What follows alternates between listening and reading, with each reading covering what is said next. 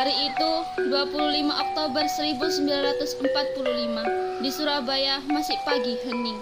Suasana tampak tenang. Arek-arek Surabaya baru saja memulai kehidupannya. Di ujung pelabuhan Surabaya, di Tanjung Perak, tampak sebuah kesibukan yang berbeda dari biasanya.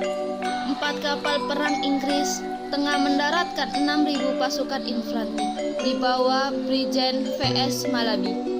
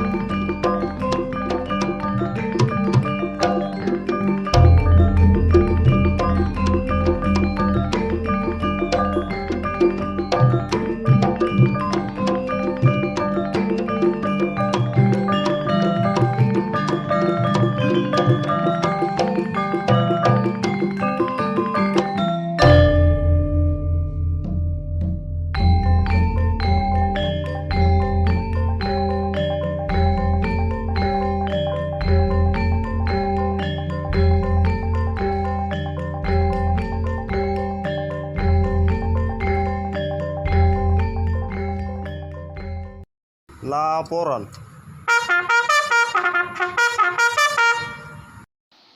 Lapor Gubernur Suryo, pagi ini tampak 4 kapal perang berisi ribuan pasukan Inggris telah tiba di Tanjung Perak. Sertanya kebanyakan orang India dan Pakistan. Kita pantau saja dulu, jangan diganggu. Sementara itu, saya akan menemui mereka, menanyakan apa maksud kedatangan mereka. Mungkin dan nanti saya perintahkan arek-arek Surabaya untuk memantau Inggris di sepanjang jalan kota Surabaya. Baik, tapi ingat, jangan sampai ada kekacauan.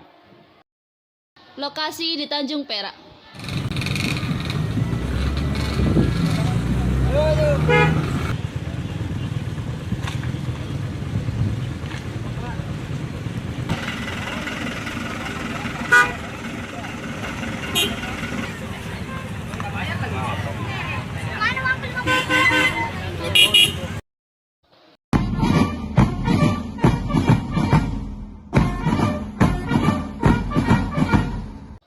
Assalamualaikum, selamat pagi, selamat datang di Surabaya. Suasana masih pagi, arek-arek Surabaya masih mau mulai aktivitasnya. Ada apa gerangan kalian datang kemari? Good morning, Mr. Gubernur. We come as part of the Afghan Allies to accept Japan's surrender, disarm Japanese troops, and return prisoner, and maintain public order in Surabaya. Kalau memang benar kedatangan jenengan ke Surabaya hanya untuk melucuti senjata Jepang dan mengembalikan tawanan Jepang, maka kami akan mendukung dan tidak mengganggu kalian. Yes, of course, Mr. Gubernur. Akan tetapi, kami mendengar bahwa kalian juga membawa nica Belanda turut serta ke Surabaya. Apa benar demikian? That's not true. We just follow the Allies' order. Baik, saya akan mencoba percaya. Kalau begitu, laksanakan sesuai perintah sekutu.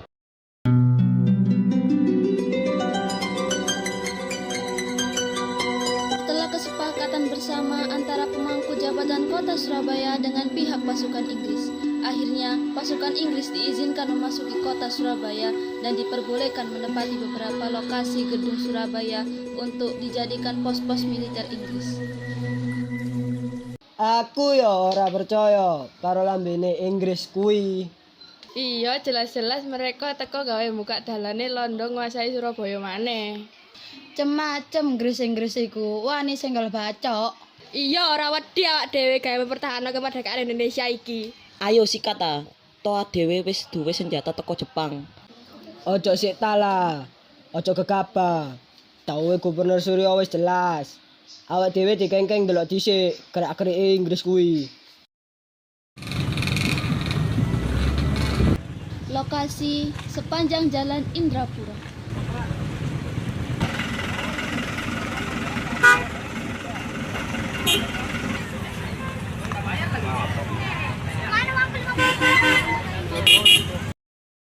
Look at, many civilians have gone on the street, dangerous wild people.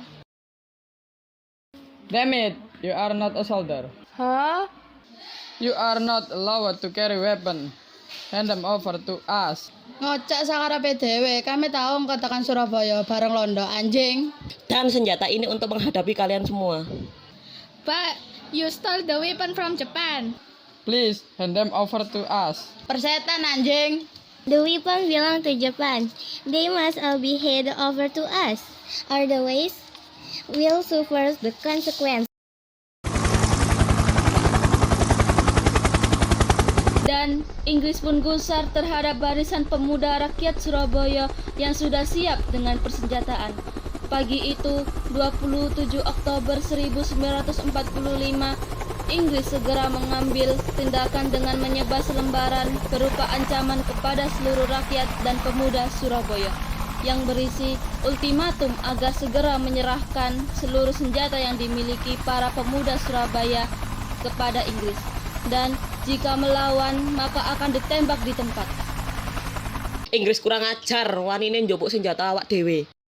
Kudu perang-perang ajalan-ajalan selapat jare ya.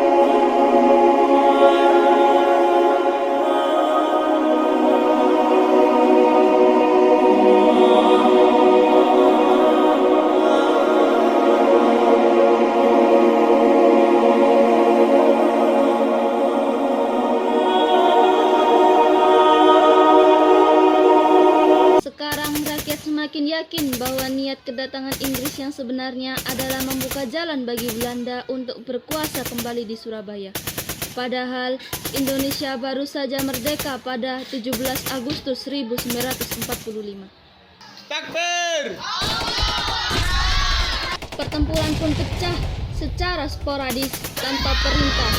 Rakyat dan para pemuda Surabaya menyerang pos-pos militer Inggris di seluruh kota Surabaya. Letusan senjata terdengar di mana-mana. Dengan semangat perjuangan yang bergelora, rakyat Surabaya menyerang Inggris tanpa ampun. Kekuatan tentara pemenang Perang Dunia Kedua itu pun seolah sirna di hadapan arek-arek Surabaya. Tentara Inggris kewalahan menghadapi gelombang sporadis tanpa henti dari arek-arek Surabaya. Inggris pun hancur lebur.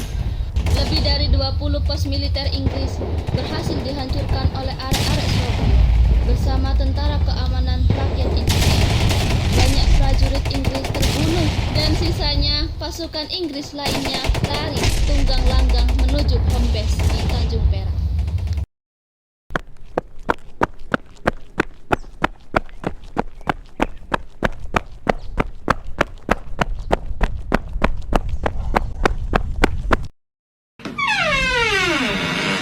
Mister, please call for help immediately. Don't worry, my friend. It's like we need Sukarno help to calm them down. Entah licik atau cerdas, pasukan Inggris sedang di ujung kehancuran. Akhirnya meminta bantuan kepada Presiden Soekarno.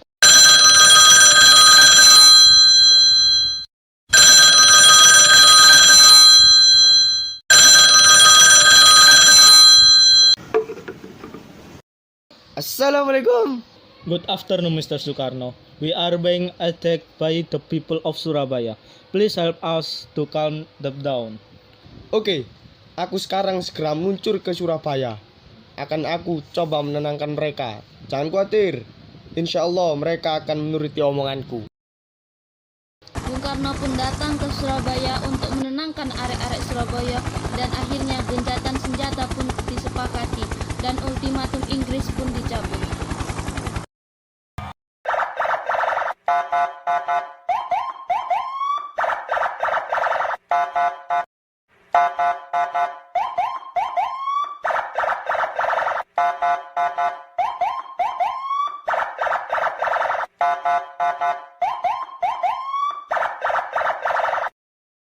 Tetapi ketenangan itu tidak berlangsung lama. Hanya selang beberapa jam sepeninggalan Bung Karno dari Surabaya, bentrokan kembali pecah di pos terakhir Inggris yang tetap bertahan di gedung Internasio. Takbir!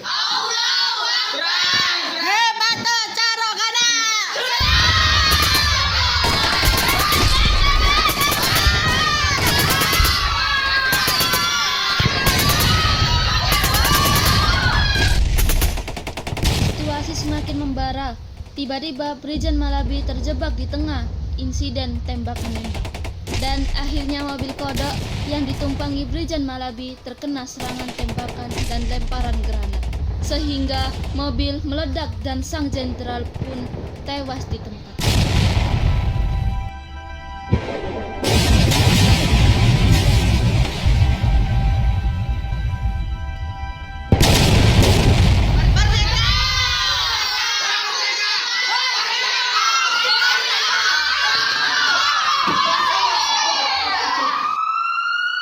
Insiden kematian Brigjen Malabi ini memicu pertempuran yang lebih besar, yakni pertempuran 10 November 1945 yang dikenang dengan Hari Pahlawan.